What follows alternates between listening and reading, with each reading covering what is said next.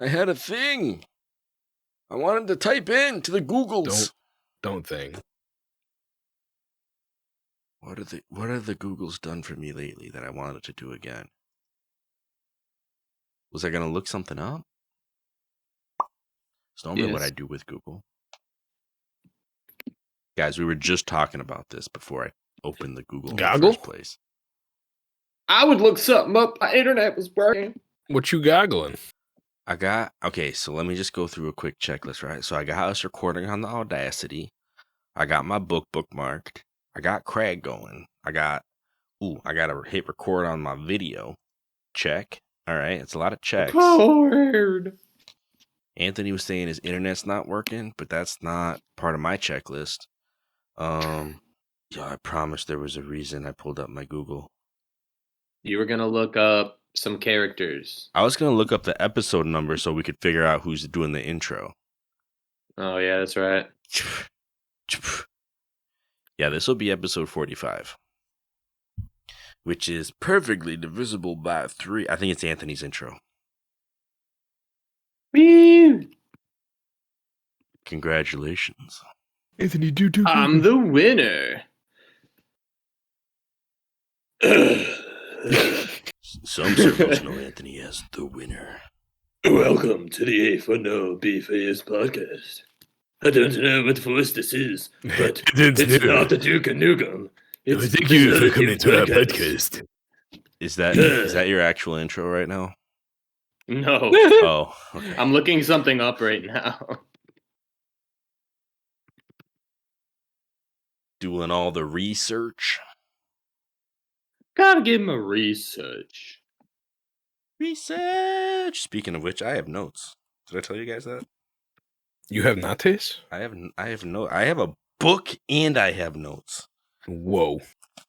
The preparation level of this man is just out of this world. The notes aren't even from the book. Did I rehearse anything? No. I just got it all written down on paper so you can hear the crinkle. Hey. There you go. You hear the flipping of the pages. It's going to be like a library up in here. Study session. ASMR. Welcome to Zelda Page College. You can write a thesis and nobody can complain. Welcome to Zelda 101. Will you be able to link everything together to complete the course?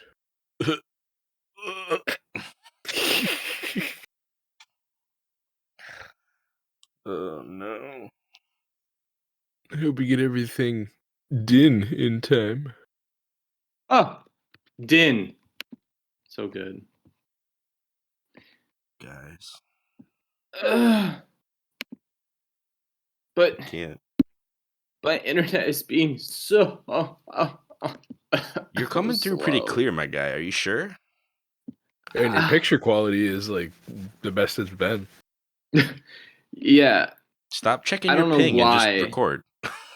But I'm trying to go on my browser and it's just the websites are just taking so long to load. Yeah, I'm trying to find one thing. Discord be chomping your bandwidth, man. Although I might mute myself and blow my nose here and there because, yeah, my nose be congested and a little bit runny. I think I have something in my eye. This recording session's going off great so far. This is good. This is good pre-record stuff. Got a good 5 minutes of just like just complaining about our situations. Why are we in such a bad situation? I got dust in my eye, man. The mites are going to war. It was your Bammer. This is the last dust crusade. This corny is the final frontier. I saw him sneaking around behind you. He threw hair in there and then ran off. I'm good when you are. What did we cover on last episode? We covered... Was it Goron? Was it Avardania? No, it was the Zonai stuff. Yeah. We talked about dragons. Alright. We had to shoot arrows at dragons. You had to fight a dragon. Alright. It was more like you had to annoy a dragon, but we'll go with it. Fighting him.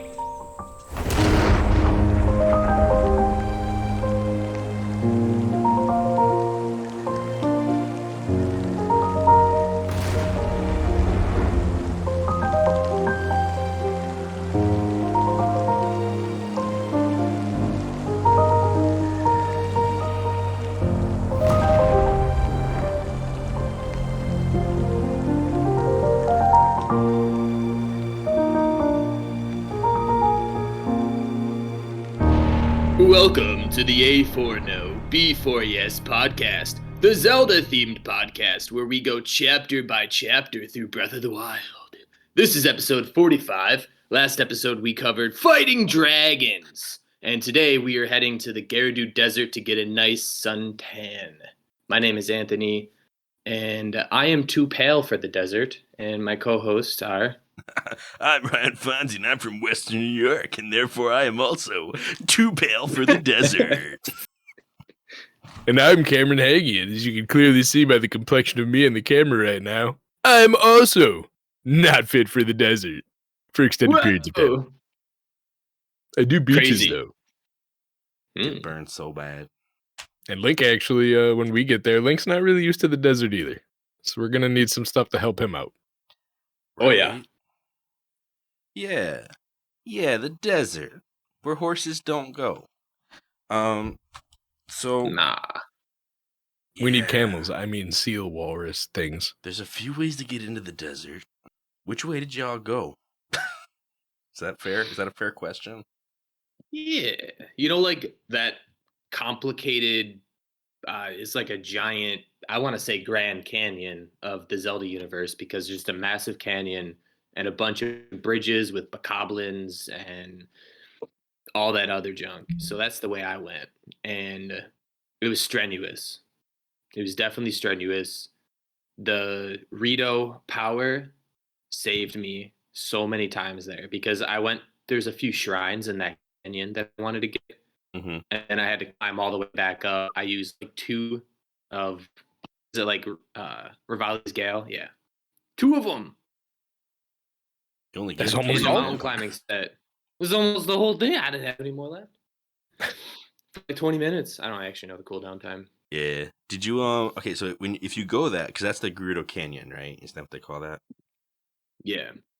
Yeah. It's like actually last episode we covered the Zonai Labyrinth, which is just outside of that canyon. Yeah, it's actually like between that canyon and the desert. It's like kind of a shortcut into the desert if you want to go that way. Because I already had that tower done up, but I wanted to go to the stable to meet my my favorite Rushroom addict. So I ended up going through the canyon at least a little bit. There's also just side note. I didn't do it this time, so I can't even tell you the story. But there's also a mission to save a set of like 4 carpenters that you can get, like construction workers who are working in the canyon. So there's Ocarina of Time references abound in this area. But is their name Sun? No, they're not those carpenters. Different carpenters. Darn it. But they're like being held hostage by bokoblins and stuff like that, so you can go through and rescue them. Oh, Pretty man. cool. Pretty cool callback. We're gonna see a pattern of things we've kind of seen before, but with new twists. Like, we're going into the Gerudo Desert and we're going to meet a Gerudo people, and we've already met some of them in different cities and stuff like that. Like, they're all over the place on the map, which is already a little different. But we're gonna find that they're not a band of thieves. You know, they're not entirely just consisting of warriors. They don't have a fortress that they live in. It's just a walled city. Things like that, like things that are distinctly different. But then They're more humble. Sure.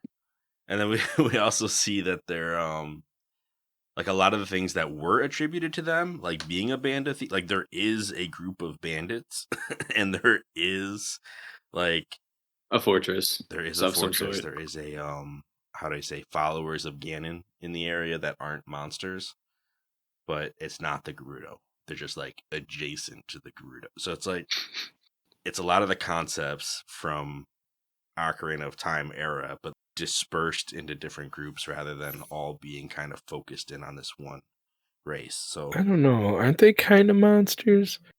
I mean, are they just all wearing skin tight red suits, or is their skin just like super red? I guess we'll get into that when we get to that part. Yeah. But I think they're human. They're Hylian. They're like they come from the same people as the Sheikah. Like they're a faction of the Sheikah. They broke off from them like thousands of years ago. If that makes you feel bad. I mean, samesies. Well, I only heard the old guy, so. Gotcha. The other ones get bananas. I will never fight one of them. Yeah.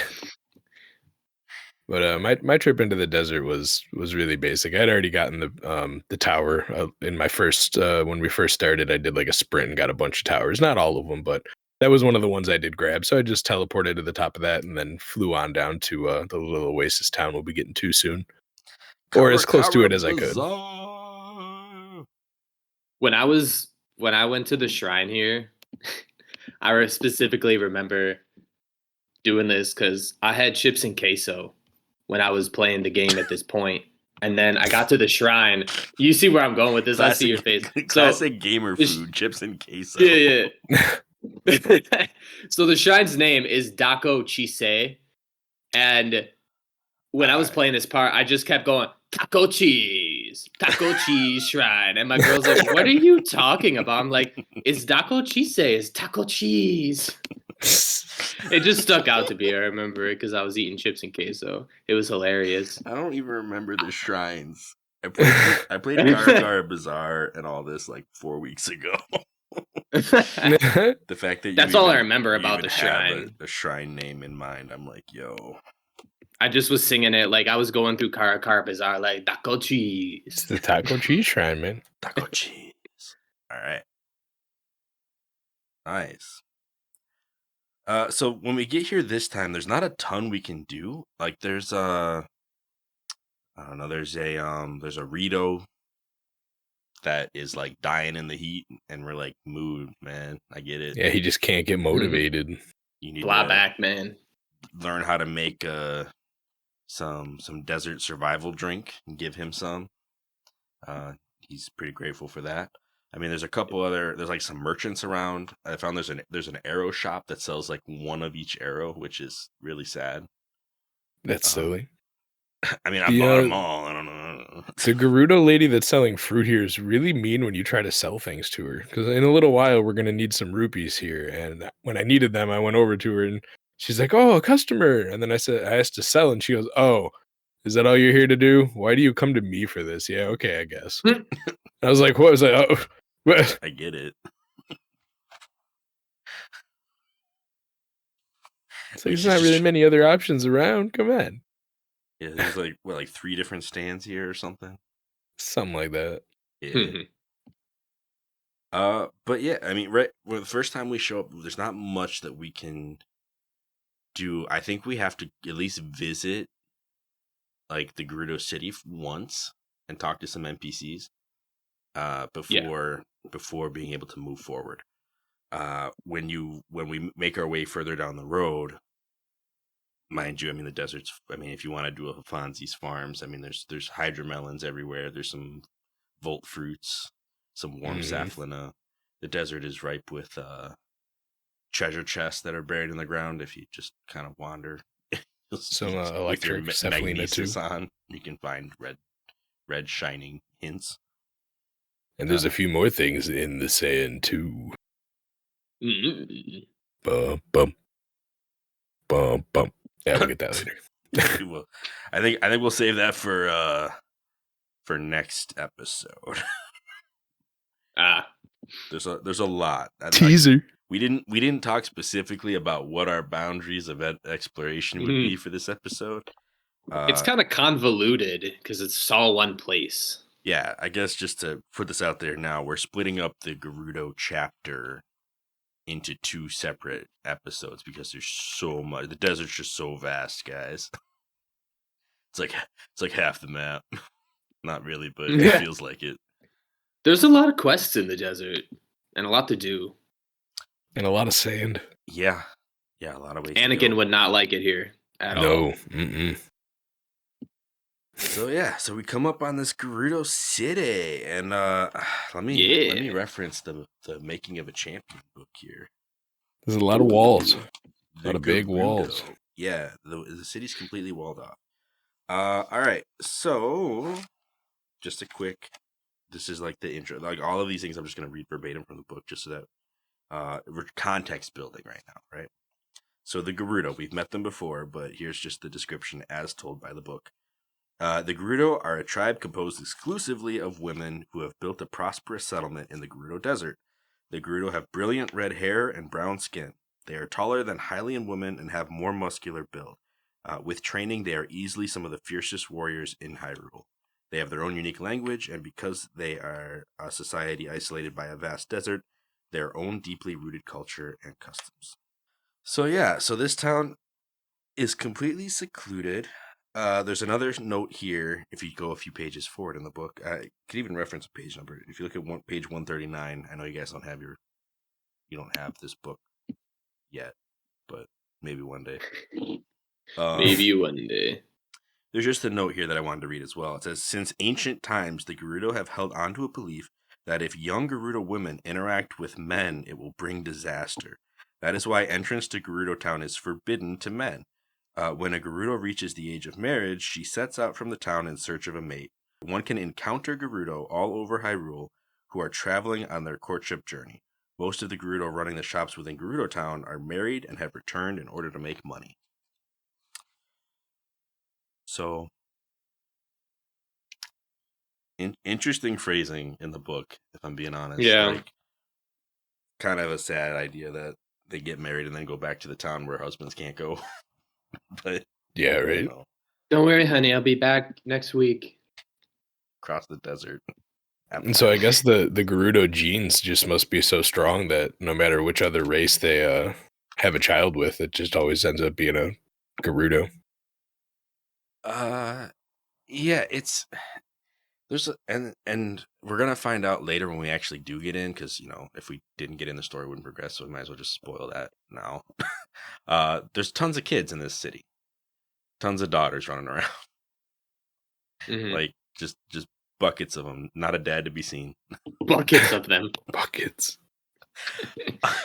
But yeah, I mean, it's something where every Gerudo, well, not every Gerudo, some Gerudo that we ran into were looking for success in business. Like we found, the one who was in Goron City who was just trying to find gems, right? But a lot of them are looking for love. Like we went to that one Lover's Pond by Lurellen. Like she was on that trek. That's actually one that a lot of Gerudo apparently make. Is looking for that pond, because it's kind of like if you can find it, then you're kind of guaranteed to find what you're looking for. That's the ideal anyway. So yeah, I mean, a lot of the ones that we found wandering around are kind of doing the same thing. They're looking for a man, which is and a strong man, or as a vo, as they like to call it. I think the very first, well, outside of the no, actually, this was before I talked to the merchant. Yeah, the first one that I talked to asked me immediately if I was interested in something like that. She's like, "Oh, I feel like this is a fated encounter," after she had like just left the village for one of the first times. And I was like, "Nah, I'm just on a walk." And she's like, "Oh, if that's how it's gonna be, then bye." Yeah. There's something else you could say to her too. I can't remember what it was. Well, yeah, I'm sure it's like an agreement kind of thing. I didn't. Yeah, it's like, "Oh yes, I felt it between us the moment we met," or something like that. And then, "Oh, I'm just going for a walk." Kind of two extremes there a little bit. Yeah, and I'm sure it doesn't like become anything. Like if you agree, I'm sure like she doesn't really take you seriously. Yeah, I think her exact, because that's the option I picked. Now that I'm remembering it, she says, "Oh, I don't want a man that's too quick to come to assumptions," or something like that. Okay. And I'm like, "But you literally just said." Yeah, you're breaking I feel my like heart, it's fate. random Like, Gerudo whoa, lady. coming out a little strong here. It's only fate. Like, calm down. Yeah. Don't bring destiny into this. Come on now. Well, she's the one that did. Okay, so we get up closer. Like, then we get to the city, but we can't get into the city. If you try to get in the city, the guards will roll up and kick you out. And if you try to climb into the city, they still find out, and then you get a scene of you getting thrown on your bum in the sand, and they go, no, not again. They like wait till you climb to the top and get like one step towards the city on the top of the wall, and then the alarms go off. Like, there's a man peering Too into the good. city. Yeah, it's rough. But there's a couple of dudes around the outside of the city who give you some hints. One guy, I don't remember his name. I don't just. Is he the stalker? Is it the guy by the shrine? I think it's the guy by the shrine, because the guy Benja. Benja, is that what you said? Benja, yeah. So Benja heard, I mean, either he saw this or he heard about it, that there was a guy who was able to get into the city. But he doesn't really know where they are now. He thinks they might be at Karakar Bazaar. He's like, someone who hangs out at Karakar Bazaar was able to get in. This is a point that I want to save for later, because there's some waters here that we need to tread carefully. Coming up pretty soon. What? But he tells you that the rumor is that a man was able to make it into the city. But he doesn't have all the deeds. There is another guy that we can find running around who's just trying to find a weakness in the defense system. He's looking for cracks in the system, this dude. And this is Bozai. And Bozai, he's got problems. He's a trip. Yeah. He's very uncomfortable to talk to. I mean, when you're just Link, he doesn't really have any interest in you. Like, he kind of talks about, like, oh yeah, I'm just here for cultural research or something. Like, he gives you some bogus reason for why he's running around the city. He's like, but they won't let men inside. It's ridiculous and horrible. Dudes. Yeah, I don't want to dwell on him too much, but he does give us a couple important quests later, so we'll return to Bozai. But yeah, so we can head back to Karakar Bazaar with the information that we have someone that we're looking for. And when we go back, if we go into the actual, I think like the arrow shop, right? Like that first shop. They'll tell you like, hey, not really sure who it is you're looking for, but there's this Hylian woman who has been like, who's, up on top of the bazaar. You can go talk to her. Maybe she'll be able to help you out. So you can climb up to the top of Karakar Bazaar and meet Villia. Villia has made waves. Villia is, they have some stuff going on. They have some interesting writing behind them. And there has been debate on what the story behind this character is. I think the official sites, like if you go to like Zelda Universe or whatever, like they'll outright say like, this person chooses to identify as a she. Like, if you try to call out that, like, Link, you literally get an option in game to say like, oh, you're a man, like basically inspector face. And I said that. I wanted to see what the reaction was, so I did choose that, and she just like got offended, and I was like, okay, go back in, tell her she looks beautiful, and then she's willing to help you out. That's something that I used. Yeah. In the Making of a Champion book, the Gerudo outfit merchant is referenced as a he as well. So there's like conflicting ways to go about this. And one viewpoint is this is a trans woman, and the game makes like light of that, kind of makes jokes around that, in a way that has hurt a lot of feelings from what I understand. And the other way to look at it is that this is a person who is strictly in disguise and doesn't want their disguise to be blown. And they are in fact a man, and they are being a drag queen in order to gain access to Gerudo City. And in that case, if that were the truth, the jokes land a little bit better, but they're still really awkward and kind of rough. The first time I ever played this game, I played it in a vacuum. I didn't talk to anybody about it, and the way that I read it was like, this is a very old school joke on the means of like Mrs. Doubtfire or something, right? Like, this is like, love that movie. This is, yeah, but like that's the kind of thing. I mean, I think even the Hobbit movies had some scene in the last, like, there was a huge war going on, and there was some coward guy who dressed up as a woman in order to kind of hide from going to war. And they kind Yeah. of played it off as a joke. Like, that's the kind of thing that immediately came to mind when I played this the first time. It wasn't until, like, listening to other podcasts and reading up on it where I learned that, like, if this character is, you know, if this is a trans character, then Nintendo did them pretty bad here. And Well, culturally speaking, Japan tends to stay away from that stuff. So, just on the grounds of that, I would assume not. This always struck me as, oh, you need to be a woman to gain access to the city. So, this is a guy dressing up as a woman so they can go into the city. yeah, I don't really think there's all too much more to read into in this situation. Yeah, like I said, like, I never originally read into that. I mean, aside from that, the fact that they are so quick to help you break into the city without really questioning what your motivations are. I mean, to Because they're think that, technically helping you do something that's highly illegal. right? Like, It's as like, soon as we get in and we get to like the first main encounter, we hear, "Oh, you know, it's a grave crime that what you've committed here." But I mean, seeing as it's fine.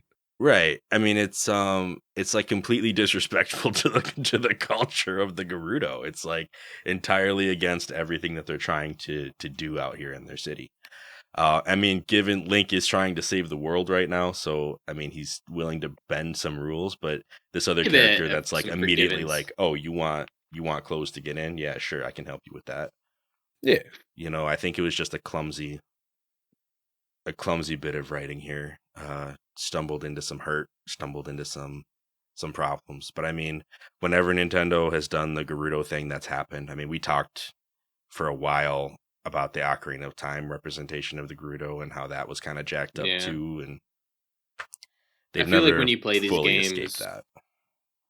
you can just like move forward and knowing that however you see the situation, however you visualize it, if you visualize it as what it is versus what you want it to be, you know, if you want it to be a guy who's trying to break in, do recon, or if it's trans, you know, I think personally, whatever you view, you know, your views are is how we should just move forward with it and get them clothes. Get them Gerudo clothes.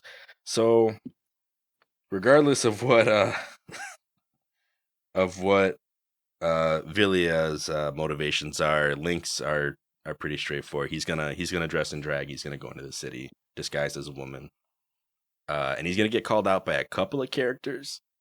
There's actually, I want to say, there's at least 3. I mean, 2 aside from the main quest. There's 2 other characters that can easily identify Link as a man, and question how you got in, but also say, you know what, it's cool. I'm not gonna rat on you.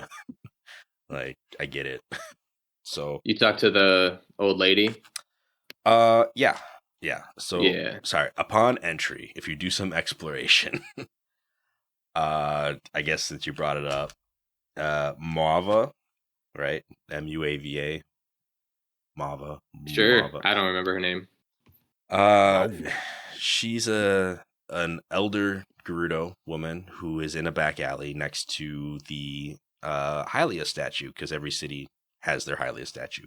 This one is unique in that the Gerudo don't really believe in Hylia anymore. And they haven't for some time. Their religion is more based around the 7 heroines, which is a whole mission that we will get into. I think that's a good one for this episode, honestly, but not right now. So they believe in the 7 heroines, and so this Hylia statue has been relegated to the back alleys where nobody really comes and visits anymore. But the person who tells you about this is this Muava, and her story is that, you know, a long time ago, she was apparently just a really beautiful person, and went looking for her love, but couldn't find, like, she went looking for Lover's Pond specifically, couldn't find it, ended up coming back to Gerudo Town, and kind of has lived the life that she wanted to live. Like, she basically says, don't feel bad for me, like, it's fine. Like, I got to explore the world, it was great. But she also recognizes that Link is not a Vi, he's a Vo. So just has one of those moments of like, yeah, it's not Like, you might be able to fool most people in the city, but I'm not so easily fooled, that kind of thing. One other person who recognizes Link, you gotta kind of work to find. Because though we've been given female Gerudo clothing, you can find a set of male Gerudo clothing. And the way you find it is by getting into the Gerudo Secret Club. Yeah. So if you find the doorway, you'll be asked to provide a password that you probably don't have immediately. But if you go over to the local bar, just being blunt, you can find a couple of characters who are gossiping, like many Zelda games. If you just find a way to listen in on their conversation without them seeing you, you can find out the password into the secret club. You get in there, and the merchant immediately recognizes that you are a Vo and offers to sell you Vo clothing, which is illegal. Just selling Vo clothing is also illegal within the city limits. It's just interesting because there's not supposed to be a market for that, apparently. The advantages of Vo clothing is that you only need one piece to get heat resistance. I think 2 to get sufficient heat resistance for the desert, but each one has a level of heat resistance built in, whereas the female clothing, you have to have the whole set, and the heat resistance comes as a set bonus. Yeah, that's accurate, because I have I guess we'll get into it in a later episode. I completed Terrytown and bought the Vo from the Gerudo that you, not going to name names, but she basically is like a merchant for Vo clothing, so you can buy that. It's like an alternate set for what you can get in Gerudo Secret Club. Nice. But yeah, I mean, those are just a few other cultural spots around the city. People who don't recognize that you're a Vo. There's actually a Gerudo school for finding Vo out in the world. This is the problem I had with your sentence in the book. So it said that all Gerudo are dark-skinned, scarlet hair, whereas this girl in the Love Academy is pale and has pink hair. And I thought, that's so interesting. I got nothing for that. I mean, yeah, Vilia is dark-skinned and has red hair. Like, I watched a YouTube video today. It gave a whole theory about how Vilia is secretly a Gerudo. It's a very interesting theory. They're not only dressed as a woman, but they look like a Gerudo. It's not just the Gerudo clothing, but it's the Gerudo hair and like skin. I didn't really pay attention. Everything. Yeah, no, I get it. But I don't want to go into that or buy into that. That's a whole thing. I'm gonna let that be their theory.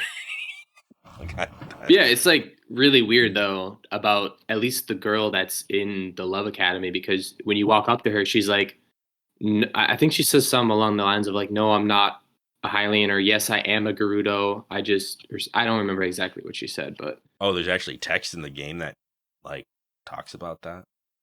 She says something along the lines of it, but it was just really odd, striking to me that she's a Gerudo. She's very different.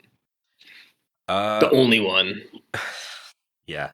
So she teaches a class about talking to men, basically. How to approach a man in the wild. In the wild. Out in the forest. And how to have the best chances, I guess, at actually being able to pair up when you lived in a culture without men your whole life. So it's a very strange. I mean, listen, Nintendo's really shot their shot when it came to trying to define the Gerudo as a culture. That, I mean, this is just, even as just a flavor scene, some wild stuff they wrote in here. Just as an additional joke, there's a Goron just chilling in the city. Yeah, and he's like, I don't know why I was allowed in here. I'm definitely not a woman.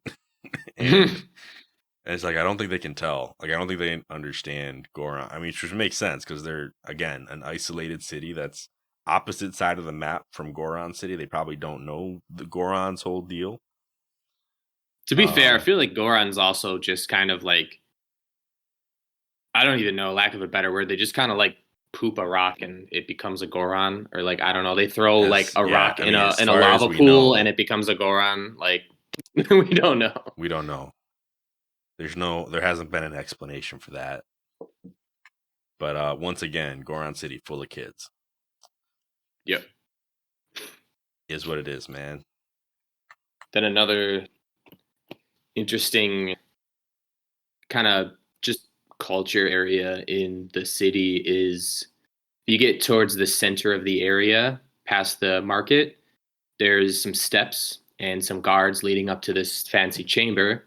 And right at the beginning of the steps is a woman who is begging the guards for helping her husband who has goodness, some disease. I don't remember if she said a specific disease, but some disease that is going horrible. And we're not going to cover this, I guess, this episode, but this quest is there, and this woman is in dire need of assistance, and she's pleading with the guards, and the guards are kind of like, yeah, we can't really do anything because there's a lot of other problems going on, like some Yiga problems. Yeah. And Yeah. Yiga. Right. So there's a training camp kind of in the corner of the city where Gerudo soldiers are training for combat. They're getting ready to go on a mission. It's or a at least, barracks. Yeah, there's a barracks. They're getting ready to. It's like you see them training with weapons, things like that. And like you said, one of the characters is saying, her husband has a very specific disease that can only be healed using. Oh, well, she's not in the barracks though. She's outside of it. You said she's just like past the market. Yeah. She explains the situation is that he needs parts of a Molduga in order just to make it basically. What? Right. Dun, dun. A big desert monster. Dun, dun. And the soldiers are like, we're not gonna all go fight the deadliest thing in the desert when we're kind of in the middle of a calamity situation. So yeah. So they're all training. One of their own, meanwhile, while this training is happening, has gone to try to fix the situation on their own and has gone missing. So they're down a soldier. They're missing some piece of royal property, and they have this sick husband somewhere in the city, and also there's a divine beast wreaking havoc in the desert. All of this stuff is kind of going on at once, and the Molduga man is not the priority. And there's only about probably 20, 24 soldiers in the city, well-trained soldiers, so they're pretty short-staffed. Yeah. Looking like they need a link to step in. Is that what they need? Oh, man. I don't think they don't really look that way. If I'm being honest, they don't look like they need a link to step in and do anything. No, they don't. If they weren't NPCs, I'm sure they could handle it. Come on, we know they're just going to sit there and hit that dummy for the rest of time, so they need a link to come in and help on out. Yeah, so we can make our way over to, I guess, the royal chamber. There's like a throne room that we can go into, which they just let you in like nonchalantly. Yeah, there's nobody outside. Go in. The thing is, the royalty has their own bodyguard who is more than capable, probably beefy of protecting. I was gonna say a beefcake, so yeah. So this is Bularia or Buliara. Sorry, this is Buliara. Buliara. That's how I pronounce it. It could be Boliara. It could be Bularia. I don't know. It's Bolero of fire. The Buliara of fire. Either way, she's a bull. All right, she's a New bull. Theory. Yeah, so sorry, we come in here to meet Riju, and Riju is the current Gerudo queen.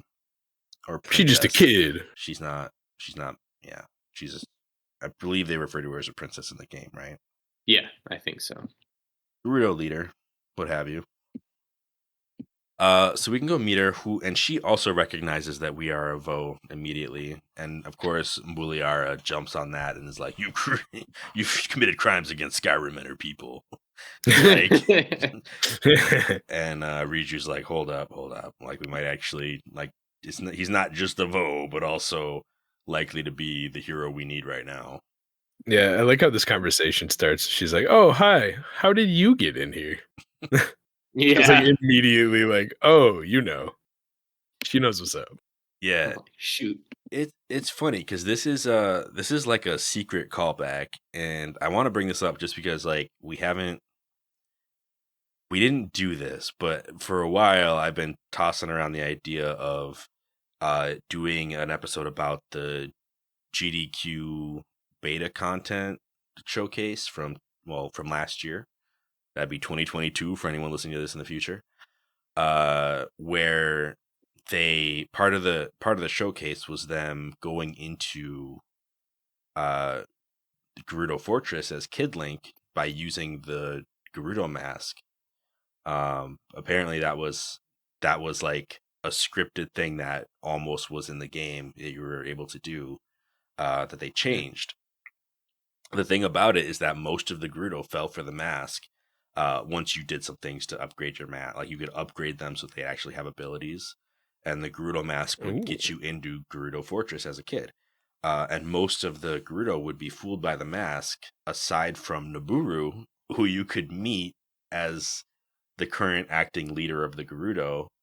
I mean, like they were still under Ganondorf at the time, right? But she would be the one who would spot and be like, "Yeah, that mask doesn't fool me. Like I know who you are. Like you're just a kid." Like, and actually has a conversation with you about. I mean, it kind of goes on to similar paths of what you do see in the game of, like I'm not actually in league with Ganondorf. Like maybe you can help us out with something, that kind of thing. And she teaches you So the second half of the Song of Time, which is like mind blowing. But that's again conversation for if we ever do that episode. Like there's like lore built into that game that is really cool as a Zelda fan. saying that this fits into your theory for the second game, that I know you were talking about, you wanted them to be stages, like some of the NPCs in Breath of the Wild. So are you saying like there's a possibility for Riju to be the stage, essentially like Naburu was, because she was able to spot Link? Well, that's not where I was going with it. Oh. That's an interesting add-on. I was just saying that this is a callback to something that never actually made it into the Ocarina of Time, but almost did. It did make it into Majora's Mask a little bit. There was no Gerudo mask in that one, but there was the stone mask, which a lot of people use to get through the Gerudo fortress in that game. They just call it the Pirate's Fortress. They're not actually referred to as Gerudo. But it's the same character models and everything. So when you in Majora's Mask, it's just a side note again. When you go through there, you're wearing the stone mask. Nobody can see you. So again, like a disguise-esque situation going into a fortress of all women. And in there's a leader, like a pirate leader, who will challenge you to a series of like 4 different fights as you go through. Might only be 3. I don't remember how many eggs are in there. You're I remember. Yeah, you're going through to collect MacGuffins, and before you get to each one, you have to fight the leader of the pirates. And every time she jumps down, if you're wearing the stone mask, she'll be like, "Yeah, that mask doesn't fool me. Like I can see through that." Basically, it's like it was like a little thing just written to get around the fact that you're not gonna escape this mini boss fight. Like it's a scripted event. Like you do have to win this challenge to move forward, and just kind of sidestep like, oh yeah, you're wearing the stone mask to get through here without being spotted, but she can still spot you. So this theme, like there's like a pattern that's been happening since late 90s. That is in this game of the leader of the Gerudo will always be able to see through your disguise and tell who you really are, which is kind of cool. She is the wisest of them all. It's spiritual juju. Spiritual juju? Did you just get out of here? Riju and the power of juju. All right. She's invoking the spirits. So Riju, after discovering who you are and having this conversation, tells you about how she wants to deal with Nibiru, but in order to do that, she needs her special helmet that protects her from the lightning. And you're like, what? Lightning. Yeah, Nibiru You get apparently scared immediately. is just like Nibiru. Nibiru, sorry. Nibiru. It's Yeah, I think I maybe always spell it Nibiru. with 2 O's like an idiot, but it's Yeah. it's Nibiru. Naruto. And they kick up a big old sandstorm and apparently shoot lightning because that's something that camels are famous for. I actually went over to the giant sandstorm that it's kicking up, and there is lightning going on in it. And at one point, the entire thing cleared up because one giant bolt came down like 50 yards in front of me. And then I got a little cutscene of the electricity on its back turning off, like it was done with the electric storm for now. And I actually had never seen that cutscene before. Huh. Mm. Interesting.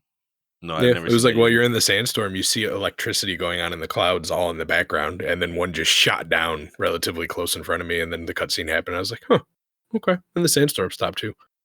He got tired, tuckered out. Interesting. Poor little feller.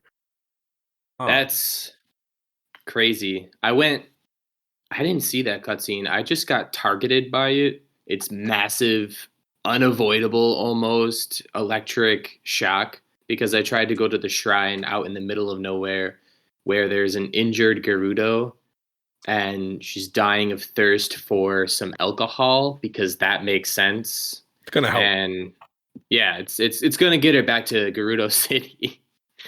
Yeah, so I was standing up there talking to, I don't know her name, and she's like, I need moon drink or whatever the drink at the bar is called. I don't know if you guys remember, but it's called the Noble Pursuit. Noble Pursuit, there it is. And The I'm just moon standing there talking to this girl, Give me the moon and juice. all of a sudden I see like a little purple targeting go, and I'm like, what's going on? And then I'm like cycling through the conversations, like, okay. And then I got jammed by electricity. Fully loaded. Almost killed me. Jammed out. Vana Jammed by Boris was taking electricity. no prisoners in that desert. Yeah, And I didn't even know he could go that far. Yeah. So I never got targeted because I wasn't that close. I guess I was just close enough to be in the lightning storm. Huh. Yeah, it was brutal. He's like, you're not doing the event yet. Die. Yeah. So we got to go find that electric helmet that they're missing. yeah, we got to go find the helmet, and the helmet. And it turns out we already talked about it, but they instruct us to go to the barracks, and they really only tell us kind of the general location of where we're going, and also that one of theirs has gone missing, trying to go there by herself. And one of them was keeping quiet about it for 2 days, and they don't want to run around the entire desert like 8 times as punishment, which is what their captain apparently did once before. Yeah. Brutal. Yeah. So Bertree is that military leader who first is like, we don't have time for you, we're in the middle of a crisis. And then once you get Buliara and Riju's go ahead, you go back to her and she's like, oh, okay, well, as long as they want you to do this, here, let me go point out the direction and you can go handle it. It's like, oh, okay. Yeah. Great. Wait. What's up? Wasn't that Teak? Teak? Who's Teak? The leader person of the barracks is Tiku or Teak or something like that. So who's Bertree? Oh, I don't know. All right, Teak it is. I just remember making a pun out of Teak's name. All right, so we are directed to go to the Yiga clan hideout. Yiga boys. Yiga, Karasu Valley. So, the Yiga, we've talked about them briefly before because they show up after we visit the Sheikah. Start attacking us on the roadways in their own disguises, and being a nuisance. The further along you get in the game, the more of a nuisance they become. I talked to this lady, and she's like, hey, happy travels. That tree looks really beautiful this time of year, right? And you're like, yeah, it looks really beautiful. And all of a sudden, she's like, oh, well, it's gonna be the last tree you ever see. She turns into a Yiga, and I'm like, what? Yep. Exactly how that goes down. Yeah.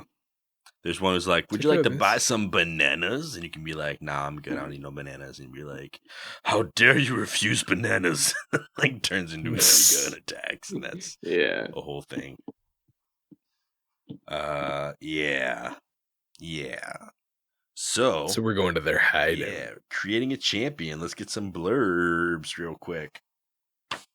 Yiga Clan hideout. Okay, so this is the hideout for the Yiga Clan. No kidding. A group of assassins who splintered off from the Sheikah after being oppressed by the royal family of Hyrule and now worship Calamity Ganon. Huh. All right, the entrance is hidden in a room built into a cave deep within Karusa Valley. The space has a Japanese aesthetic, and red lanterns hang down from the scaffolding. It's an interesting way to put that. Starts with oppression. Apparently, they were oppressed by the royal family, but it doesn't say why. Because it says now they worship Calamity Ganon. I feel like the worship of Calamity Ganon would have been the reason that they were oppressed by the royal family. But hey, what do I know? There's another thing here, a developer's note, right? From lead artist, structural artist Manabu Takahara. The Yiga clan are descendants of the same people as the Sheikah who live in Kakariko Village. Those shared roots are why the design of the Yiga hideout contains the same Japanese motifs as Kakariko Village. Their leader, Master Koga, is kind of silly and has a goofy, likable personality. I also gave him elements from Japan's Bon Odori dance and temple festivals. The Yiga routinely gather around Master Koga and hold nightly events with mighty bananas as prizes. However, they are still assassins trying to dispatch the hero who worship Calamity Ganon. I combined a number of elements into their design, including the fact that they exist in the shadows and have no hometown or village, only the Yiga clan hideout, which is actually an old Gerudo archaeological site that they snuck into and made their own. So that's I would love to see like a pacifist run of Breath of the Wild where Link just waltzes into the Yiga hideout. He's like, "Hey guys, come on, we both like bananas, right? Let's get along. Come on, let's worship the same guy over here. Come on, let's go kill Calamity Ganon. I won't oppress you anymore." No, I said let's not worship Calamity Ganon. Let's go beat him. Let's go play some prizes, some games, and get some bananas. Come on. What do we say, huh? What do we say? You coexist, am I right? It's like, come on, guys. Just come over here and worship the guy we worship, and I'll give you 10 bananas per follower. Come on, 10 bananas. You guys love those things. Come on. I think it's hilarious that there's text in here that they have nightly events where they gather around Master Koga and win bananas as prizes, though. Right. Because, like, awesome. you can see that room in the game. Like, you can go into a room where there's just, like, a stage in the middle and little stands all around. I thought that was, like, a training room. Apparently, no. It's like a festival, a nightly festival. Part of me wonders if you sneak in here without having triggered the mission or, like, if you just... You said you can't? I actually tried to go here before I got the mission to come here, and the normal spot that's open that lets you walk into the first room with all the tapestries you choose to burn, that door is closed. There's just a wall there instead, so you can't get in before you trigger the event. Huh. I tried. Because the room where you fight Master Koga is open to the air outside, though, I think. Yeah, I think you can get to that room, but I don't think... I don't know if you can get into the inside of it through that way, though. I don't know if you can actually activate the turnable door from the outside. I think you can just get to that area, walk in that chasm, and see that giant pit to nothingness. Interesting. And then maybe not get back out. Wait, I don't know if you can get in at all. Like, there's a door blocking the other one, so you probably just can't even use magnesis on the door. Oh. That's probably not even triggerable until you get the scene to go in. So we would never know that they have these events if it wasn't for this book. Yeah. Amazing. Added lore you can only get from this book. Yeah. So this first room that we get into, what I will say for now is that there are 8 statues in a circle around the room. And in between each of them is a tapestry that we can burn to try to find the way forward. From what I remember, the way forward is actually just straight ahead. Like, you don't have to play the guessing game too much if you just whichever way you came in, just shoot forward and you can keep moving. But there are treasure chests and keys and stuff like that in the different rooms if you just want to open them up and collect your rewards or fight your battles. I opened everything because I can't go through a game without opening everything I see. So I think there was either a sapphire or a ruby in one of these chests. yeah. Nice. And I think 50 rupees in another one. So this whole place is just filled with treasure. It's lots of it. Yeah, it's like how the Gerudo and Ocarina of Time were obsessed with treasure. Now it's the Yiga that are obsessed with the treasure. But I mean, I guess they gotta fund their Yigaing somehow, right? Yeah, I mean, like every single Yiga that you kill in the wild drops like 1 to 2 bananas, at least almost 20 rupees, and if you're lucky, you'll get like a sapphire or something like that. So they're all rich, basically. I mean, they're rolling. Some deep pockets in those. Got them banana farms. The banana monopoly. Oh no, it's the banana mafia. Here they are. And we can find their stash too. Okay. So this is technically it's a stealth mission. I failed stealth once, and I thought what would happen is that I would get like thrown back to the beginning, or there'd be some kind of failure mode. No, they just all get into a big fight with you if you trigger the alarm. And I was doing pretty good until I died.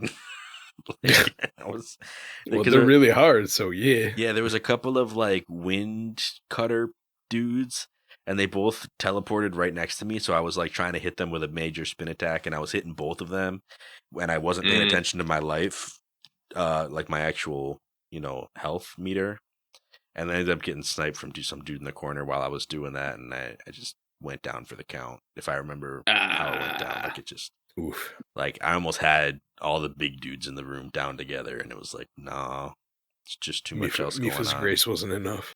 Yeah. No. In the first room where you find the imprisoned lady, Berta, whatever her name is, I actually separated the 2 big dudes and went toe to toe with them, and I stole their wind blade. It's actually not that good. I think it's like 35 damage or 40. Would you electrocute them there?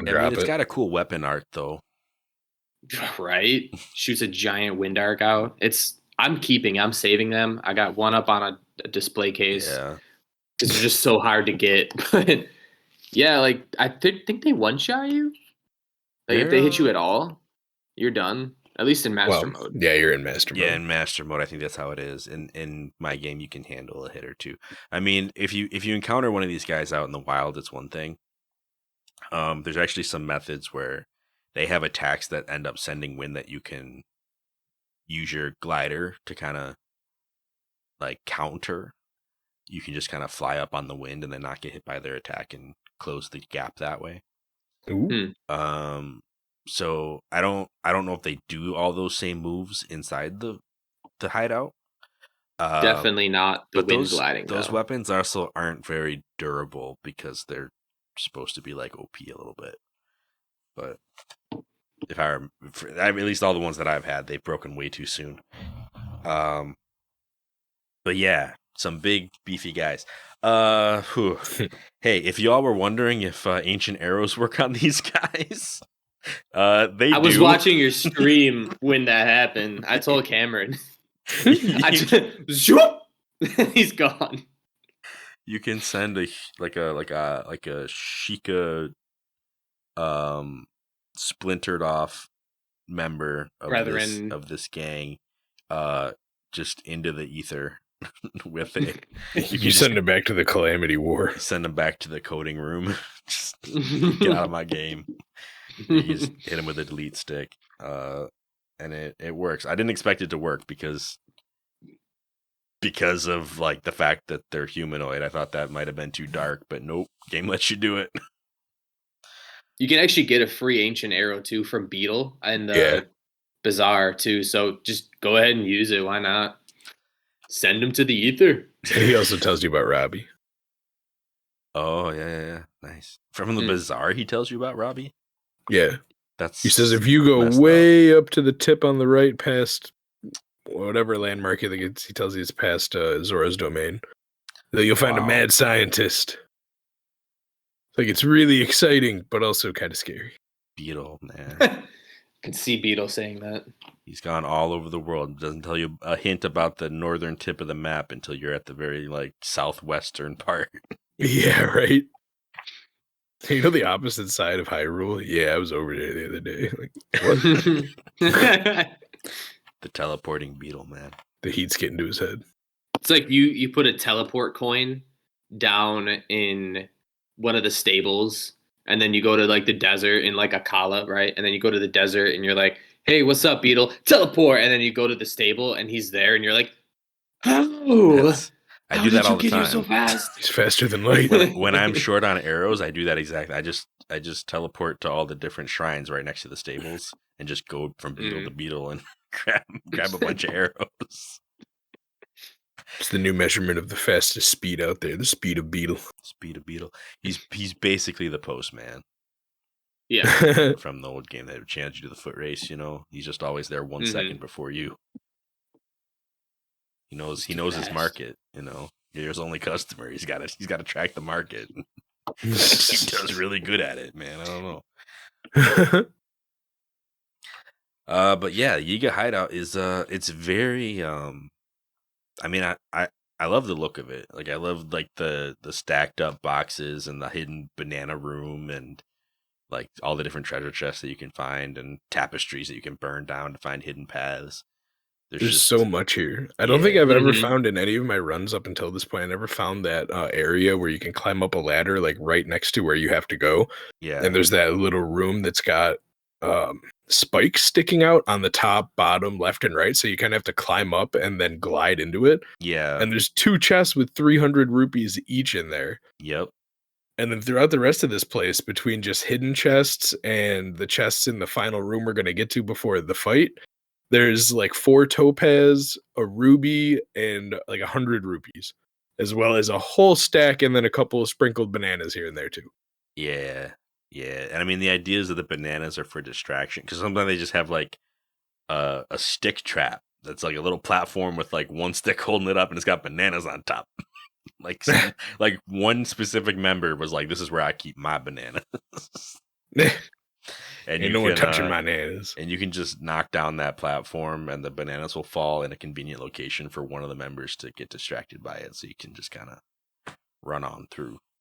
I actually chose riskier distraction techniques for most of it, where I just put myself out and then the question mark appears and then I'd go back around the corner and then walk over, and then I would run around behind him and just get to where I had to go. Yeah. There was only one guy that I had to get past him by. I was up on the ceiling because it just happened to be easier the last room, and I just dropped some bananas off the top, and he's like, "Oh, it's raining bananas." Just walks on them. Banana. When I got in here, I had 17 ancient arrows. So oh no! What I did was I found the Yiga that was blocking the door to the next part of the critical path, and he would be the unlucky customer. And that way I could just kind of glide on over and just leave the room without anybody stopping me. So I only had to use 2 or 3 arrows the whole time I was in there, but I did just kind of cheese it. When you're up on the rafters from extra cheesy, right where the critical path is, I just bomb arrowed it up. I made a big boom in the corner of the room where kind of where the wall is, where the banana stash is, and then they all were like, "What?" And then they all ran over to it, and I just glided right in. Oh, you can just distract them with noise like that without them seeing. Yeah. I wonder if you could just use a regular bomb instead of a bomb arrow, like the infinite ones you get from your Sheikah Slate. Just put a bomb over there and then run over and blow it up, because I got my resources, man. They're limited. I mean, I know you probably have 700 bomb arrows because you're 18 million amiibo, whatever they are, amiibo cards. Close to 200, yeah. Close to 200. Goodness, I have 21 maybe. So I have 199. I'm about saving the arrows. I've been hitting up the extra streams a little less lately, so I'm actually starting to have reasonable numbers of things rather than high numbers of things like bomb arrows. So I can't just be throwing them around all willy-nilly anymore. Fonz is dwindling. I don't know if you want to know my rupee count, but it's over 15,000. There you go. Oh my goodness gracious! mine I think I is have not, 750. But I've bought just about every piece of gear I've been able to buy so far. So that's probably So explains that. I think I'm you at had like a good amount. $3,000 right now. But I also have like the Dark Link out. Well, the Dark Link outfit doesn't cost rupees, but I have it. And the skeleton armor from the Gerudo Secret Club, along with the Vo clothing. Like I like that. Just all those sets that I've been able to buy, I've just bought them as I've gone. My Link is a clothes source, even though he doesn't ever wear anything except for Chica gear anyway. That stealth mission. So yeah, I mean, even the run. We didn't talk about this, but even the run up to this fortress is really cool because it's got the same like wind chime plaque things that the Chica town has, and they have like the toad statues that you see all over Hyrule, but they all have like Yiga face masks. And there's just like random Yiga guys outside of it. There's like 2 on their own, and then a group of 3 you fight on your way up to it. Oh yeah, that fight against the 3 was fun. Like that was I shredded those guys. The first one, I had my big weapon. I was boom, boom, and then the other 2 literally popped up right next to each other, like 2 feet apart. And I just ran up to both of them, and went boom, boom, and they both went down. And I was like, that was so easy. I know, but just the set piece, like you run up and there's a bunch of those toad statues all lined up around, and then they all appear out of nowhere at the same time, and you're like, all right, let's do it. Yeah, like it's like some out of a ninja time movie. to dance. Just walk up to that cool looking place and there's 3 ninjas around me. Yeah, it's good stuff. I think I was using a Lizalfos boomerang at that point, so it was especially fun. I was using like the 2-handed rock crusher weapon, so I was just smashing skulls. Nice. Yeah. I didn't try to fight any of the big guys inside though. I was pure stealth. None of them spotted me for more than like 2 seconds, and they only saw me when I wanted them to see me. It was no stealth gear either. I don't have the stealth gear in this playthrough. I didn't buy it. Gotcha. I have Chica's like outfit. Yeah, that's what he was talking about. That's the stealth gear. Yeah, I don't have that. No, but like, I'm sorry, not Sheik's, actual Sheik's stealth outfit from the amiibo. Like her headdress and outfit. Yeah, it does the same effects as the Sheikah one. Just looks cooler as Sheik. Sure. So eventually we make it to the festival room that also looks like a training room. There's like targets for archery, and I don't even know what else. It looks like stalls like that you would sell fruit out of or something like that, just all around. Yeah, like a little market. Yeah, with like what looks like a mini wrestling ring in the middle, but I guess that's a stage of some kind. And this room confused me, even though I played this game before. I did not know what I was looking for. And I went into this room and I left this room, and I left and came back a couple of times thinking, oh, this must be like a side treasure room and I missed the critical path somewhere. And I think that's when I ended up finding like that side hallway that Cam was talking about with the 600 rupees. The spikes. Yeah. But it led right back to like the same main room that you go through, and I was like, well, that's not anything. I checked all the corners. I'm like, I'm pretty sure I just need to go to that room and figure out a way through it. So I climbed up to the ceiling to see if there was a way out the top. Nope. I did all kinds of stuff, and then I just turned on Magnesis, and it was like this whole wall just lights up. And I'm like, oh yeah, okay. So I remembered this time because I had such a hard time with it the first time I played this game. I'll probably never forget what to do in this room because I ran around it for 10 minutes until finally, like, I think I missed one of the chests, and I was like, oh, hey, look, this is still here. And I turned my Magnesis on to get the chest out of the ground, and that's when I saw the entire wall light up, and I was like, oh no. And then that was where you have to go. So now every time I walk in that room, I don't know which wall it is, but I'm like, one of these walls. It's one of them. There was like a unique tapestry on it too, or something. Like it wasn't like they put some kind of marker there, and I'm like, oh, that's interesting. But it doesn't look like a bomb wall. I think I even tried to bomb it, and nothing happened. And I was like, huh, all all right, must be something else. Because, like, I guess I'm in the wrong place. No, you're in the exact place you need to be. But yeah, this is how we get out to our fight against the one and only Master Koga. The silliest fight in the game. So silly. Wasn't he's Master hilarious. Koga the name of like the poison gym leader? Yes. Gen 1 of Pokemon. And then in Gen 2, he becomes an Elite Four member. Elite Four Koga. All right. Spelled differently, though. That Koga is spelled Koga. This one is spelled Kohga. So he is Koga. Gotcha. Not really. Koga. Koga. And Koga has been hitting the bananas pretty hard. No, just kidding. Oh yeah. He is a different kind of Yiga, man. He's got a banana belly. A little bit. And he has a super special secret technique that's the same every time that he uses. Hey, the ball gets bigger. The ball does get bigger. He's like, yeah. What's up? yeah, no, I was gonna say like he's like just a character in Naruto, right? Like he's like, oh, I used my ability. Well, let me power up and use my ultra secret super ability, and it's like the same exact ability, just better. He's like a typical Naruto villain. Marginally better. Yeah. Yeah. Yeah. It's ridiculous. Yeah. So he's like, I mean, the developer even said like he's got this fun and likable personality. I mean, the dude's just a ham sandwich. Like, I don't know how else to describe him. He's like super into his own jutsu techniques, and like all of his attacks revolve around giant metal spike balls that you can just kind of magnesis and mess up. Also, well, I don't think the first ones you can magnesis because I tried.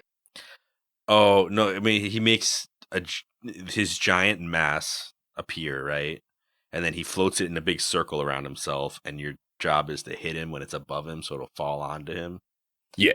Yeah. In the beginning, he just spawns it above himself, and all you have to do is hit him. It doesn't rotate. Then he moves to the middle. They start spinning around him, and you have to time it. And then he just does one giant one that you just magnesis and toss into his head. Right. And then he ends the cutscene like the last one is just him. He ends himself. He's like, this one might be a little too big for me to control. My family's technique is so powerful. And then as soon as he's done saying that, the ball just slowly starts rolling back towards him. And you just see from Lake's perspective, the ball rolling backwards. You hear, no, falls down the pit of despair. By his own. My favorite part of him is where he's like, do you think I'm just going to let this stand? Do you? To be done in by this guy? How could I? I almost lost my temper there. Wait a minute. I know what to do. I got it.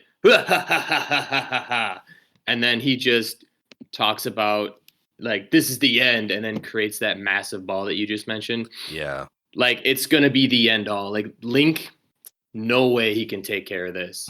Nobody can we talk about this man's power level? I mean, the dude can move quite literally at the speed of light when he does his like little spin back to the center, and he can levitate. The man levitates. Yep. And he can't beat us. He has all these powers. Well, I think that's part of the problem is that he's too focused on the show of it, right? Like he's just he's too busy being a goof to take the battle seriously himself. He's like, I know many nightly rituals took onto his head.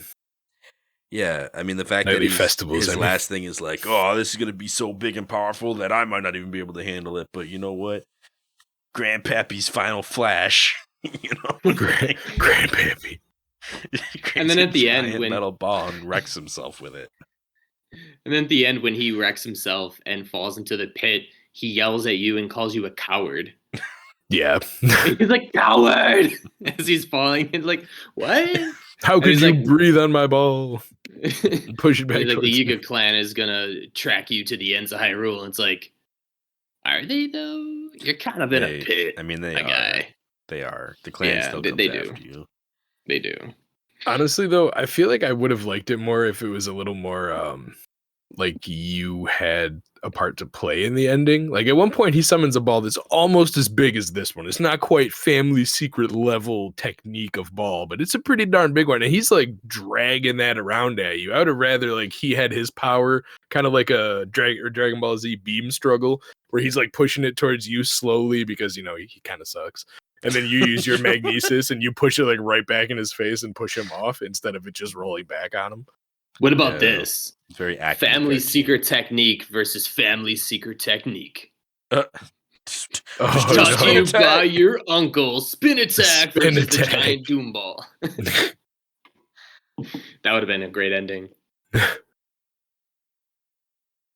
mean, maybe if you hit it with some stasis first. Yeah, stasis it, spin it out, and then knock him in. Yeah. There we go.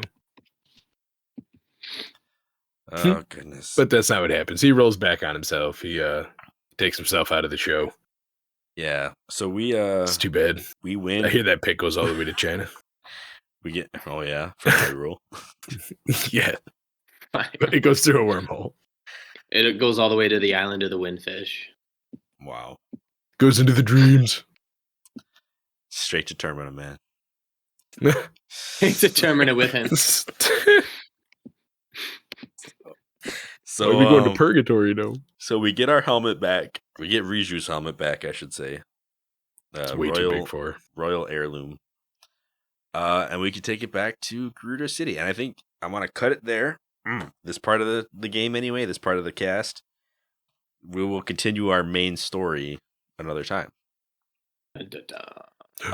Because Gerudo, or the Yiga clan hideout is what I wanted to cover in terms of critical path.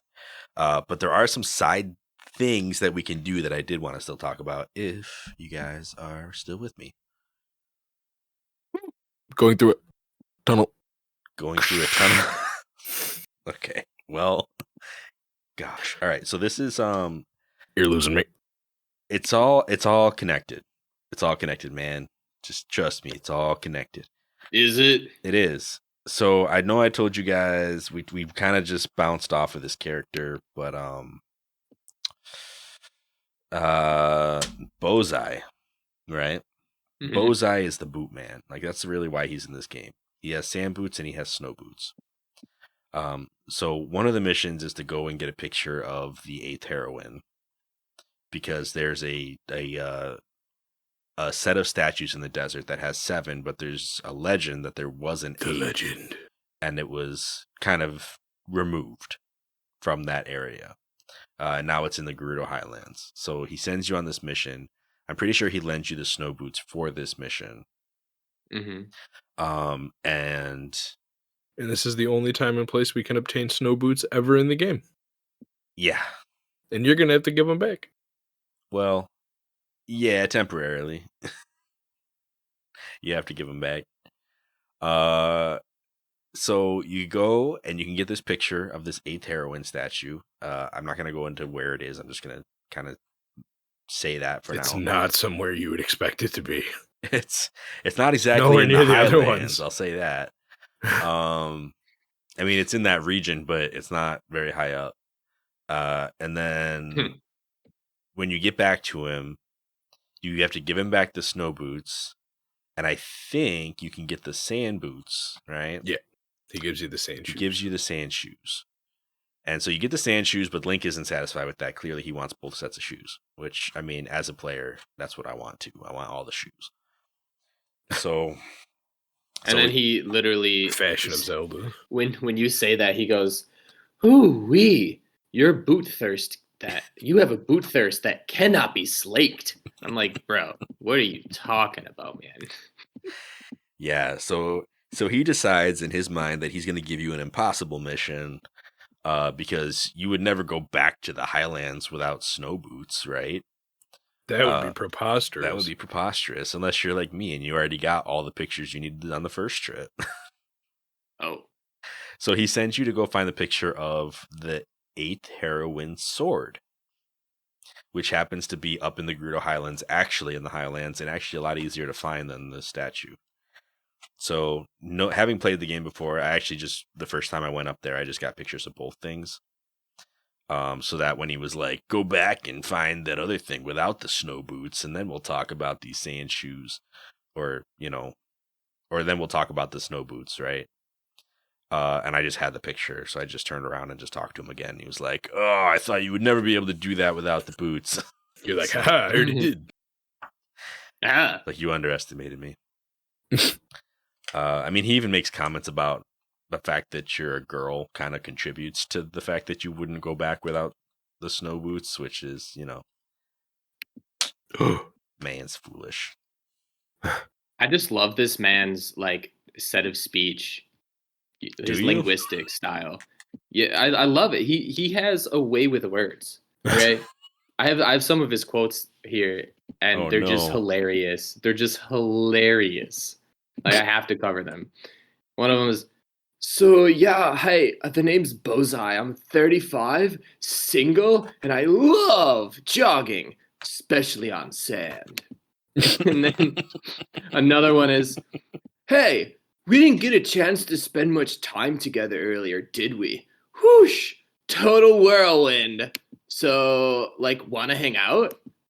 And then my favorite one is when you ask him for the snow boots too. He goes, I mean, sure, I'd love to give them to you, you hungry little boot monster. But first, a favor. The man is hilarious. Okay. He's a legend. I don't love him.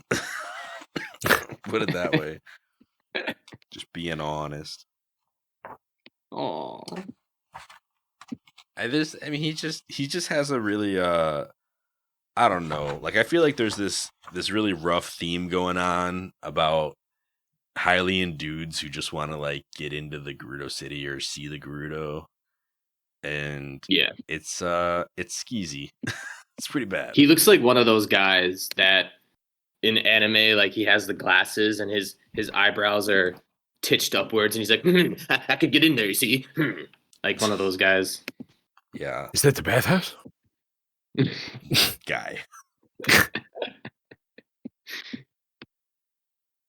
Good old Bozai. Yeah.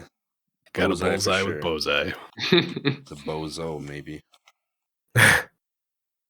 But yeah, so he tells you about this 8th heroine statue, right?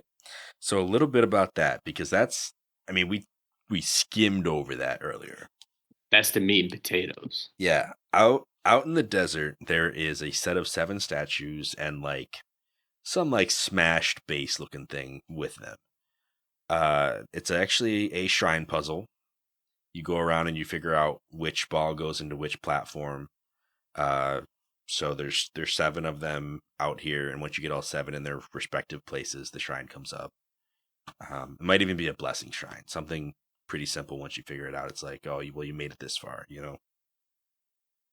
And so the 8th statue is supposed to be a mystery. Like, I guess there was this legend of an 8th heroine, but you can clearly see that this 8th heroine was banished effectively. Like, they removed the statue, tried to erase their own history a little bit, send this 8th statue off to the Highlands to basically sit out in the cold, literally and figuratively, right? This statue doesn't fit the agenda. And I'm guessing get it out of here. I don't know if they flew it or what, because apparently the sword got dropped somewhere in the top of the Highlands, and the statue itself ended up in like a canyon somewhere. They hired the Gorons to do it. They had the Rito or carry it around. Yeah. So if you are familiar with the series, the number 7 is going to stand out to you.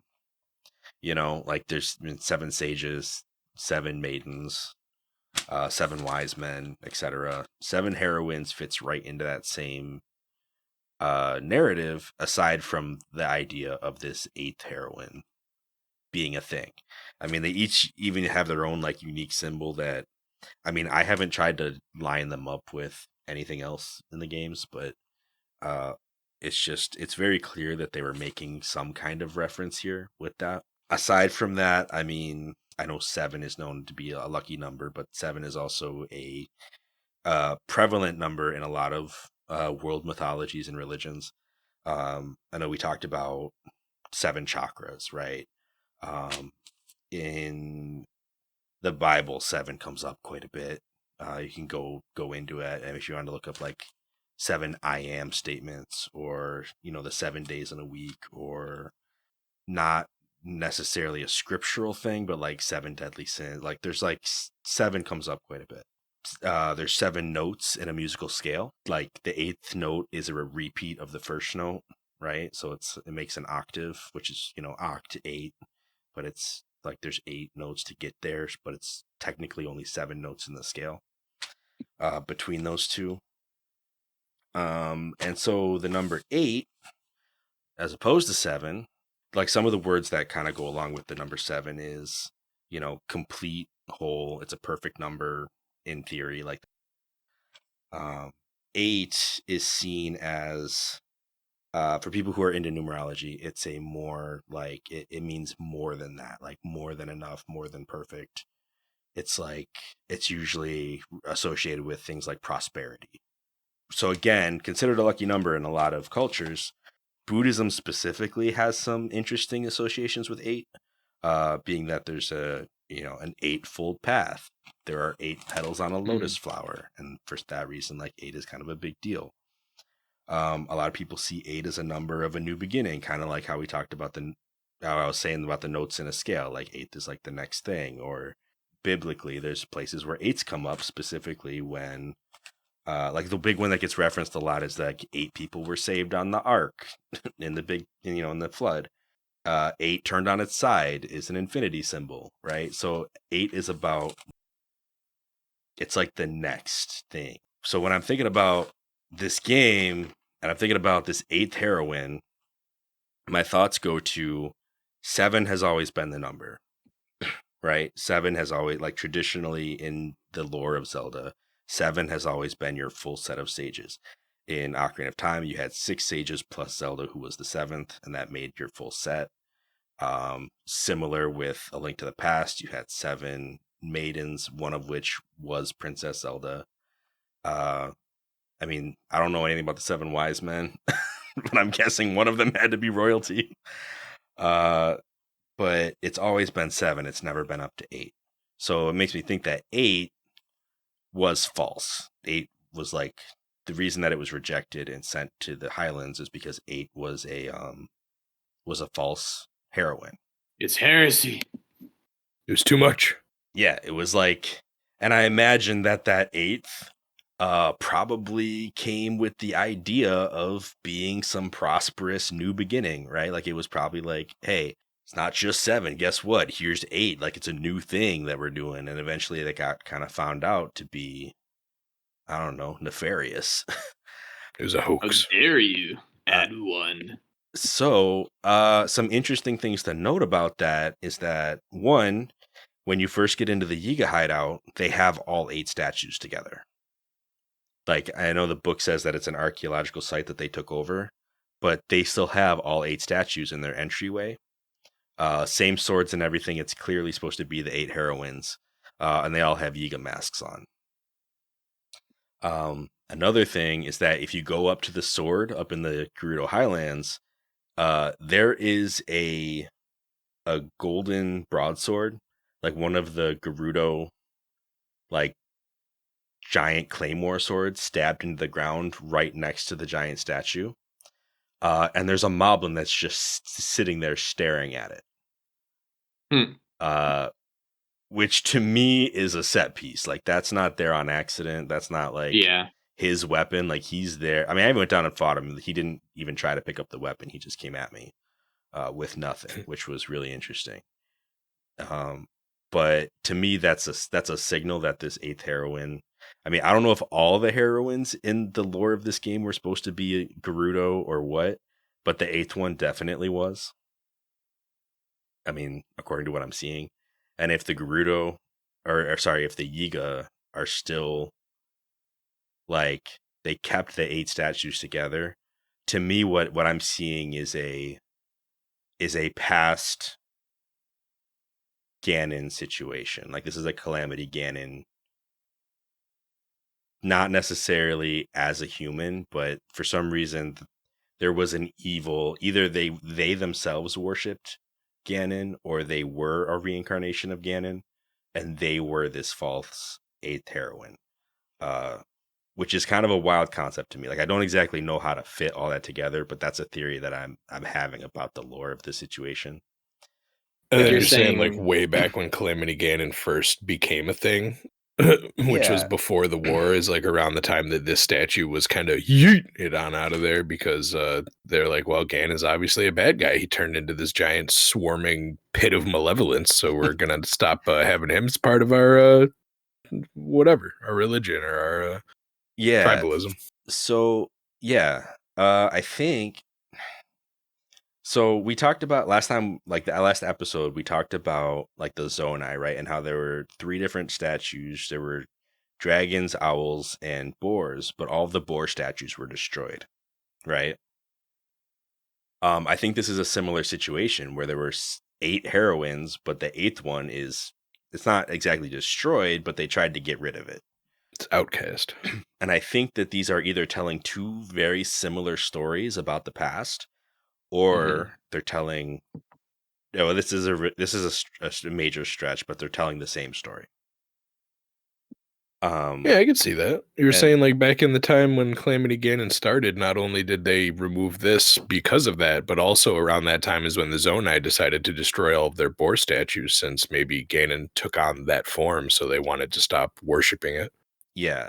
So it seems like in every belief system or every historic religion in this Hyrule, there has been an instance of a Ganon or a reincarnation of Ganon or what have you that has found its way into it and has been like rejected eventually or overcome, right? So everywhere we see anything that's related kind of gets destroyed. One of the really interesting things about this situation with this 8th heroine is that in the Tears of the Kingdom trailers, we've seen a very Gerudo looking figure in the dehydrated Ganon that's under the castle, like wearing Gerudo symbols, wearing Gerudo jewelry. And I mean, though it definitely looks like a decrepit, like mummified man of a character. So it wouldn't really fit the bill of heroine, I don't think, in this case. But it's worth noting that this wouldn't be the first time that the Gerudo have had some kind of interaction with a Ganon. So yeah, it's a lot of like when I saw the stinking Gerudo greatsword stuck in the ground in front of the 8th heroine sword, like it just like I freaked out. I was like, you got to be kidding me right now. Like this is It's like it's such an obvious thing, and it's just there. Has it been there this whole time? It's proof. It's proof. Let me get my tinfoil hat. Aliens. What threw me off was, I can't remember who exactly said it. I believe it was someone kind of upwards near Akala, or maybe it was in the Tabantha area. I think it was in the Tabantha area. They said that one of the 7 had the power of flight. And it kind of made me think maybe it was a Rito. They were like, it was like rumored that one of the 7 heroines could fly. And I'm like, So yeah, there's actually a you might be thinking of this entry in the book again. We didn't read this one, but if I can find it, I will. Of course, I always lose my bookmark whenever I need it. If you guys just give me a second, I can find it. Hold on. All right. Well, in the meantime, since you were talking about the Zonai and the 7 heroines, I kind of updated my theory since we now talked about the Yiga and their whole, allegiance to Calamity Ganon. So I believe the Zonai having Cameron mention that the boar statue is being destroyed, I believe the disappearance of the Zonai, if we talk about the Tears of the Kingdom 2 trailer, I believe that to be, since they were very magical, maybe they just up and put all of their magic into kind of trying to contain Calamity Ganon.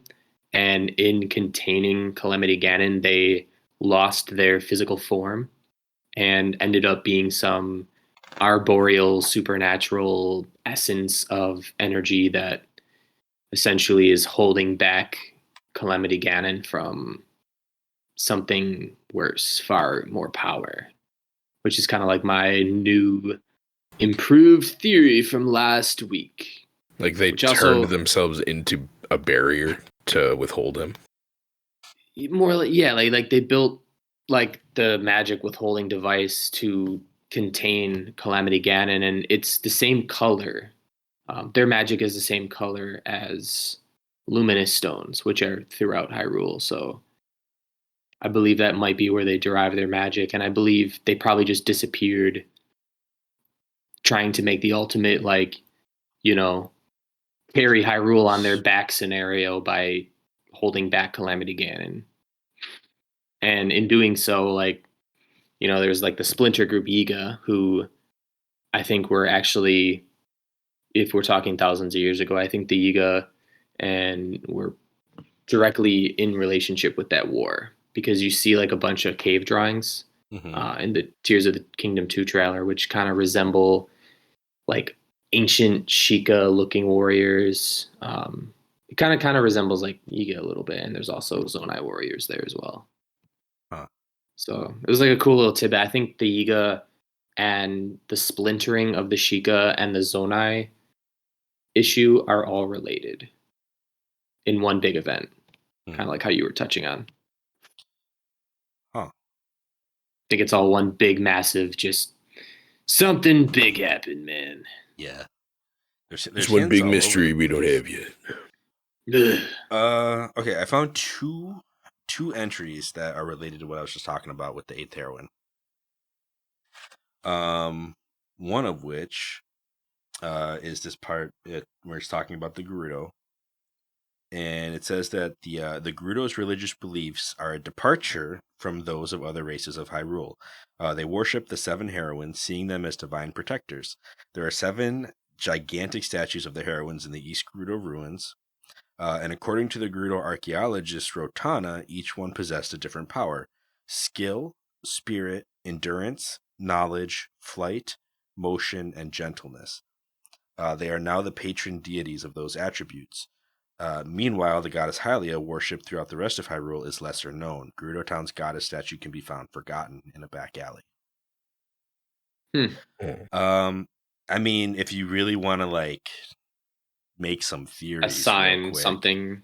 Yeah, I mean, we have 4 champions, right? So that's a start. One of which does have the power of flight. You could argue that Daruk has the power of endurance. You could say, I mean, we haven't really Urbosa has met her strength. yet. Well, skill, I think. There wasn't strength as a Skill. I mean, you could, Gentleness could be Mipha, right? Gentleness could be Mipha or spirit, but I think gentleness fits the bill closer. Wisdom could be Zelda. Knowledge would be Zelda, I think. And which one are we missing? Or are we not? I think we said all 4, right? Flight was Rivali. Yeah. So, I mean, that would be 5 of the 7, which would leave motion and spirit, or motion and gentleness, depending on how you look at it. And I don't know that we met anybody who fits those descriptions, or if those will be new characters or what. But I mean, even what I'm saying is just a guess. Like, that's not. I think Beetle is probably motion.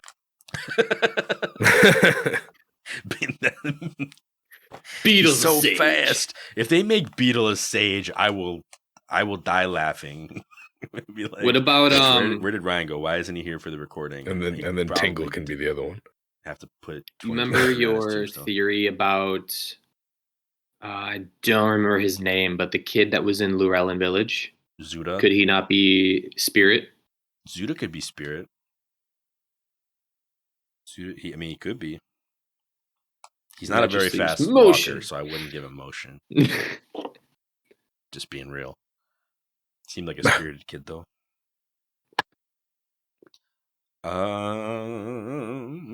Maybe could be a Korok. Maybe like Paya or something. Like maybe a Sheikah.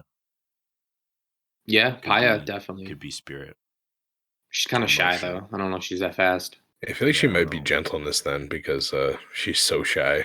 I don't see her really hurting anything. She could be Gentleness. Maybe herself. Yeah, if Mipha was Spirit, then she could be Gentleness. That still lose motion. Beetle. Come on, we solved this one, guys. Sticking with it. All right, Beetle it is. The old Rushroom Man. What do you want from us? The mailman comes back in the clouds. You see his hat. He's like, I'm here, guys. I'm here. little rabbit on a red cap. Here we go. But yeah, they all have powers. All right. So the other thing, other locations way over here. It talks about the summit. It says the summit of Greater Highlands is covered in snow and has a massive stone sword plunged into it. There's a legend that the sword was once wielded by a forgotten 8th heroine, but that is dismissed as myth, a folk tale offshoot of the legend of the 7 heroines passed down in the Gerudo region. So even the book is kind of like, it's, it's a thing that might have happened. Definitely happened. Something definitely happened.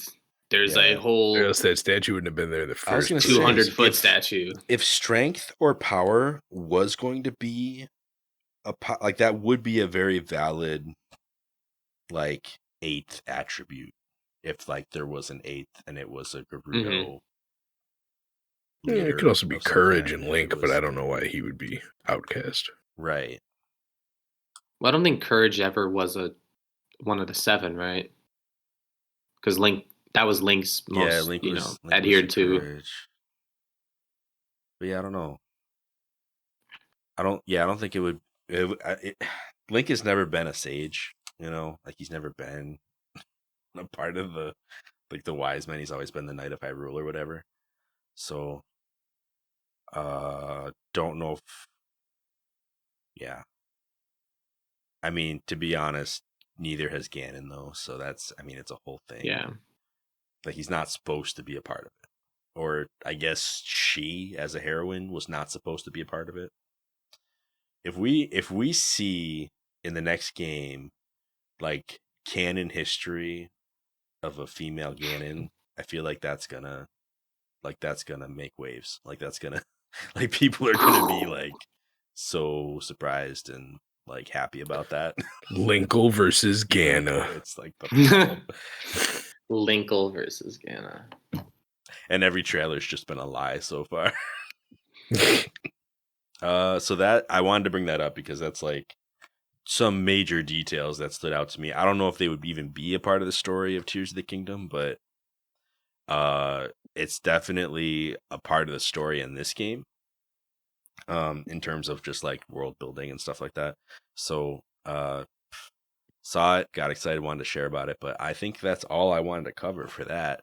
I feel like there's a good chance that almost anything that you could read into in Breath of the Wild would be something that could be referenced in Tears of the Kingdom, because they kind of just aside from references and names and some amiibo rewards, some DLC costumes, there's not really too many huge throwbacks to the Zelda universe. They kind of just went we're a million years in the future. Woo! Here's all this new stuff. So the new stuff they introduced in Breath of the Wild, I feel like there's a high chance that they'll use that in Tears of the Kingdom, because that's really what they've given themselves to work with. They didn't bring a lot of stuff back from the series. Yeah. Obviously, Zelda, Link, and Ganondorf are there, and there's still the Master Sword, but you don't see a lot of characters like Tingle around. Yeah, this game is full. Especially with geography, the references are crazy. Which I know. I think how they word it was every timeline that ever occurred in any instance of Zelda ever to have ever been trampled upon of Zelda all converged into one timeline at some point, and the parallels stopped, and then it was just one, Hmm. but like really far in the future. So that's why there's like aspects of everything in every game and every timeline. There's like Yeah, I Majora mean, stuff, Ocarina of Time stuff. yeah, and a lot of it's just the naming convention. It's not even like characters in the game. It's just, oh, look, the Trilby Highlands are here. That's weird. That's a Minish Cap thing, like stuff like that. Stuff will just randomly be named after characters and places in other games. You know what I just And remembered? what's that? I know we haven't gotten to this part yet because we're gonna save it for next, but a certain somebody wields a certain weapon, and it kind of fits into what we're talking about because it's called the Scimitar of the Seven. Do you know what I'm talking about? I know. I mean, I know what you're talking about. Yeah, Yeah. but there's more to, like, when we get to our next episode, there are going to be a few key lines that play right into the theory I talked about today. Oh, so okay. so that's part of why I wanted to start now. But we are almost at our 2-hour mark, at least for my recording. I know we started Yeah. with like 5 minutes of nothing, but still, I think if you guys are good, we can start wrapping this up.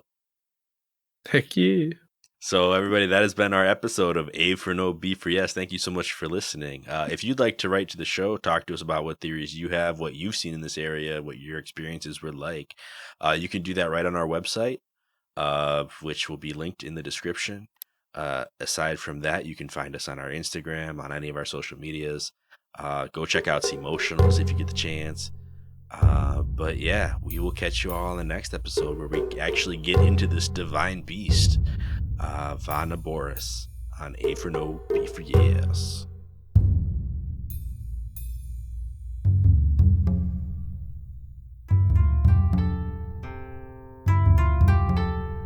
Did you get all that?